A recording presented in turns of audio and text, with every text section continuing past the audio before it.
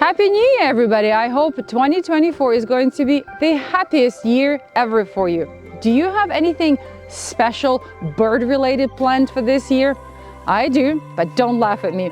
Believe it or not, I have never seen a red-bellied woodpecker. I know for some of you they are like chickadees at your bird feeders, but here in Quebec they are a rare sight. And every time I travel to the United States, I bring my binoculars and my camera, hoping to catch a glimpse of one, but I haven't yet. So these are my plans for 2024. You know, I was just filling out my latest project feeder watch count. Have you noticed how now they're asking you whether you've done anything to your bird feeders, whether you've washed them? I find it's a very good tool to have around because that helps me keep track of how often I wash my feeders. And I realized that with all the holiday craziness, it's been over 5 weeks that I haven't washed my feeders. Guilty as charged. So, new year, let's start with clean bird feeders. Cornell recommends washing your feeders at least once a month, soaking them in a 10-to-1 bleach solution for at least 15 minutes. You can use vinegar, but you have to let them soak for longer. If you live in an area where your feeders get frozen and covered in ice, I use a bin where I put my feeders in, I bring them inside, then I let them thaw so I can open them and empty them, and then I wash them. You probably know that we have the best customer care in the world. My colleagues from that department are very knowledgeable and also avid bird watchers. Maureen, our customer care manager, has a question about the pecking order amongst birds. Hi Mo. Yes, indeed, there is a pecking order among the birds, not just between the different species, but also within a species. Whether I'm watching my backyard birds up north in Vancouver Island or down here in Baja, Mexico, it becomes fairly clear, and quickly at that, who are the top dogs, or should I say top birds. For example, when I throw a chicken scratch on the ground in Baja each morning, the most dominant species is clearly the white-winged dove. They're quite aggressive, and generally all of the smaller seed eaters like house finches make way for them. Even at the bird bath, when a dove plops itself into the water, all of the other smaller songbirds step aside. It's usually a matter of size, with smaller birds giving way to larger species. The lark sparrows and the house finches give way to the larger orioles, tobies, and cardinals. But it's also about attitude. When I get a flock of 30 or so white-winged doves strutting about in the sand pecking at seeds, they seem to spend a lot more time flicking their wings aggressively at one another than actually eating. However, there is no better example of a pecking order in my backyard birds, either here or up in Vancouver Island, than the tiny hummingbirds.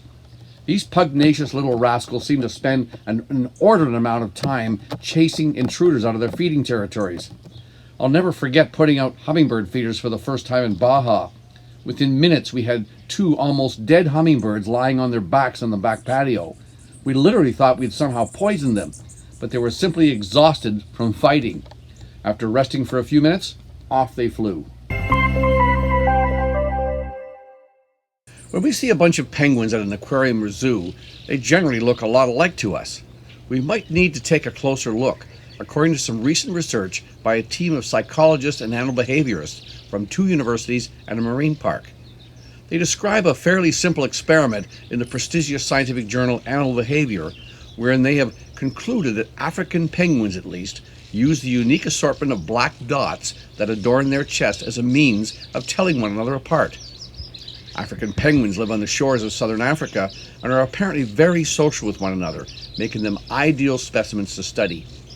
A marine park in Italy has a captive population of the birds, and the workers there claim to recognize individual birds by those spot patterns on the birds' chests.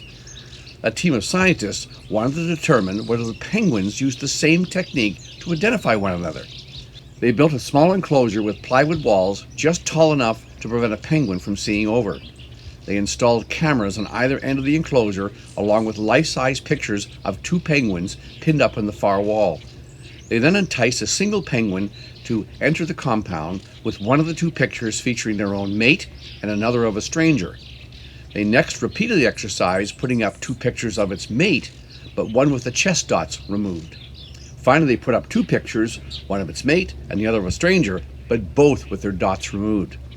In the first two cases, the test penguin stared significantly more at the pictures of birds bearing its mate's chest pattern, but could not decide anything when the chest dots were removed from both pictures.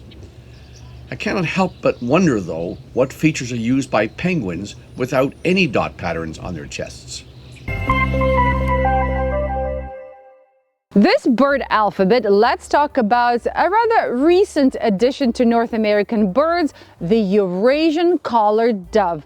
As you can hear from its name, this bird came from Eurasia. Then at some points they were brought to the Bahamas, some of them escaped, made their way to Florida, and now they're all over North America. Though not a bird that we see here in our backyard, but Susan in Florida has shared many videos and photos of these birds at her bird feeders. You'll often hear their distinctive three-part coo.